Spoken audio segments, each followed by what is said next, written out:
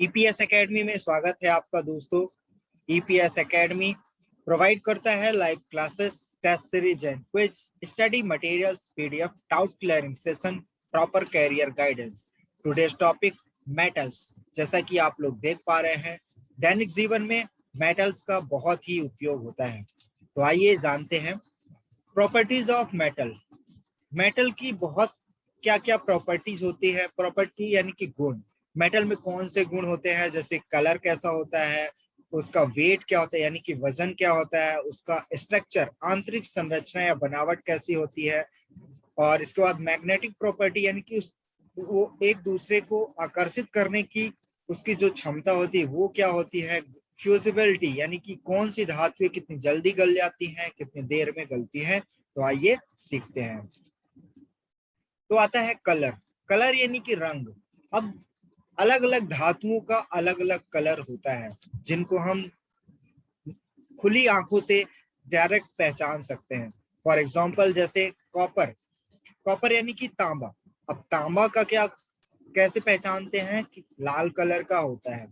इसी प्रकार mild steel, जो आम वर्कशॉप में इस्तेमाल किए जाते हैं, जिनका उपयोग जॉब बनाने के लिए किया जाता है, वो ब्लू या ब्लैक, हल्के नीले या काले रंग की होती है। इसी प्रकार आप लोग देखते होंगे जब आप मार्केट में आते हैं तो एल्यूमिनियम एल्यूमिनियम व्हाइट कलर का होता है। इसी प्रकार से आप लोग कांसा यानी कि पीतल की बात करें तो हल्के पीले कलर में प्रोवाइड होता है। ये देखिए यहाँ पे टाइप्स ऑफ मेटल्स फिगर में आपको दिखाए गए हैं, जैसे एल्यूमिनियम, फिर इसके बाद ब्रास, फिर इसके बाद ब्रोंज यानी कांसा, फिर क्रोमियम। क्रोमियम के बाद ये देखिए कॉपर रेड कलर में, फिर गोल्ड सुनहरा पीला। इसी प्रकार गन मेटल, जिसके बंदूक की नली या फिर तोप की नली बनाई जाती है। इसके बाद आयरन यानी कि लोहा, फिर लेड यानी सीसा धातु। ठीक है। इसके बाद magnesium, mercury, platinum, silver, tin, titanium and uranium. इस प्रकार से ये आपको कई सारी यहाँ पे आपको बहुत सारी धातुएं दिखाई गई हैं और उनके कलर्स के फॉर्म में दिखाई गई हैं। अगला आता है वेट।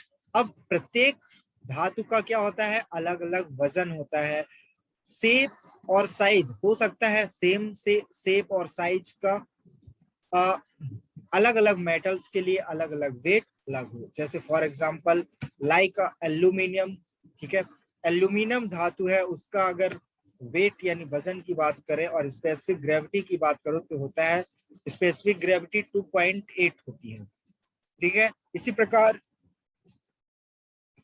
हैवी जो सीसा होता है, लेड लेड क्या होता है, हैवी होता है यानी कि भारी धातु होती है। उसका स्पेसिफिक ग्रेविटी यानी कि स्पेसिफिक घनत्व क्या होता है, 9 होता है, विशिष्ट गुरुत्व।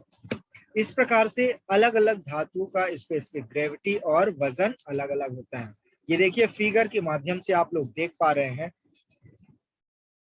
ये देखिए यहाँ पे सेम शेप और सेम साइज का अगर हम सिंगल पीस लेते हैं तो उनका क्या होता है, वजन अलग अलग होता है।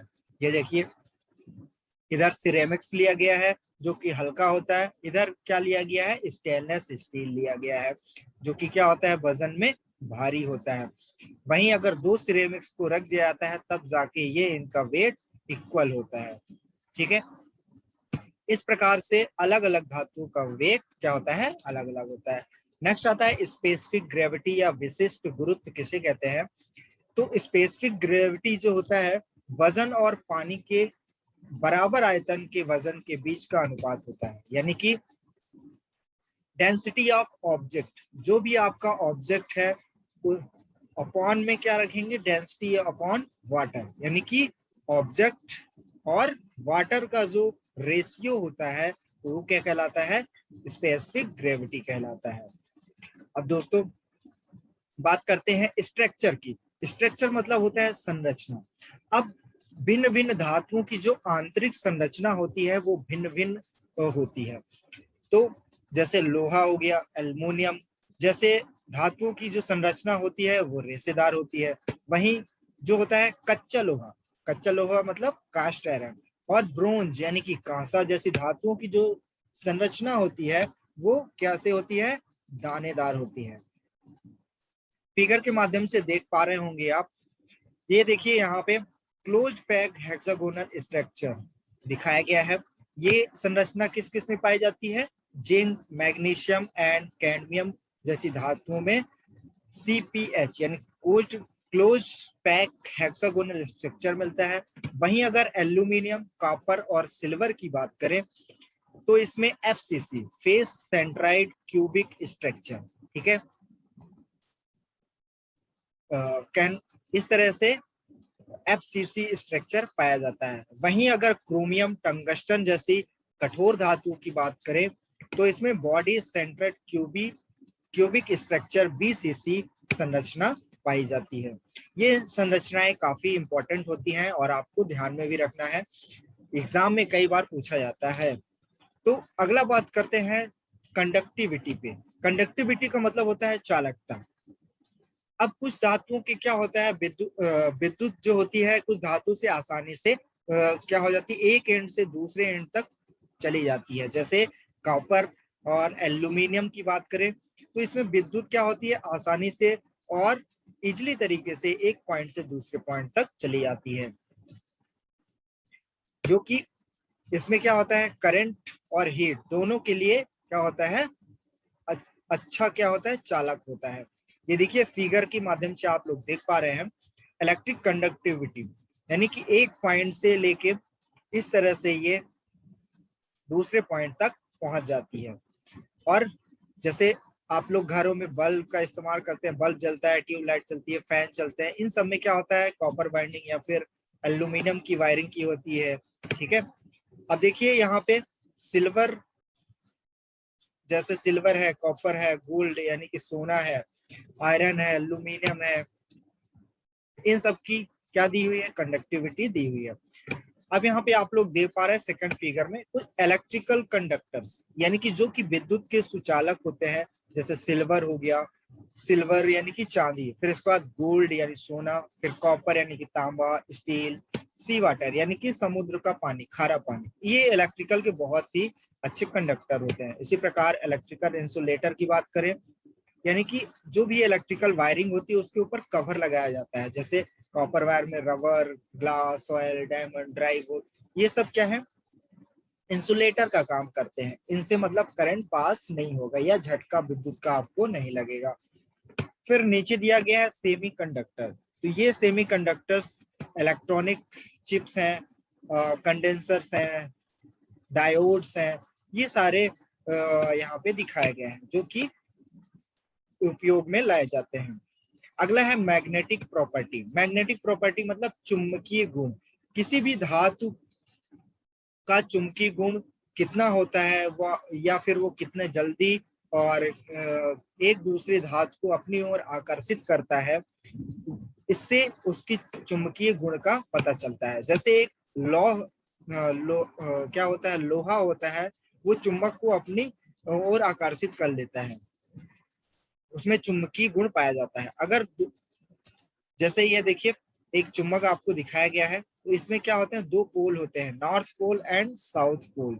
अब क्या होता है, जो मैग्नेटिक फील्ड बनती है वो कहाँ से, देखिए नॉर्थ से निकल के कहाँ जा रही है, साउथ की ओर। ये देखिए सारी नॉर्थ से निकल के साउथ की ओर जा रही है। अब आपने यहाँ पे भी देखिए, यहाँ पे एक चुंबक रखा गया है जिसमें ये क्या है, छोटे छोटे लौह चिप्स हैं। ये इस तरह मैग्नेटिक फील्ड बना रहे हैं नॉर्थ से साउथ, नॉर्थ से साउथ। अब आप लोग कभी कभी सुना होगा कि अगर समान पोल यानी नॉर्थ नॉर्थ करेंगे तो ये क्या होगा, आकर्षित करने के बाद आकर्षित करने की बजाय प्रतिकर्षित करेगा। यानी कि जब मेल और फीमेल होंगे तो क्या होगा, आकर्षण होगा। जैसे मैन एंड वुमेन, लड़का लड़की, इसी प्रकार से ये पोल होते हैं नॉर्थ एंड साउथ। अगर नॉर्थ टू नॉर्थ लगाएंगे यानी सेम पोल लगाएंगे तो क्या होगा, आकर्षण नहीं होगा। अगर डिफरेंट पोल लगाएंगे तो क्या हो जाएगा, आकर्षण होता है। अगला आता है फ्यूजिबिलिटी। फ्यूजिबिलिटी मीन्स होता है गलनांक। अब कुछ अलग जितनी भी धातुएं होते हैं उनका अलग अलग टेम्परेचर पर क्या होता है, गलन होता है, यानी कि गलाया जाता है।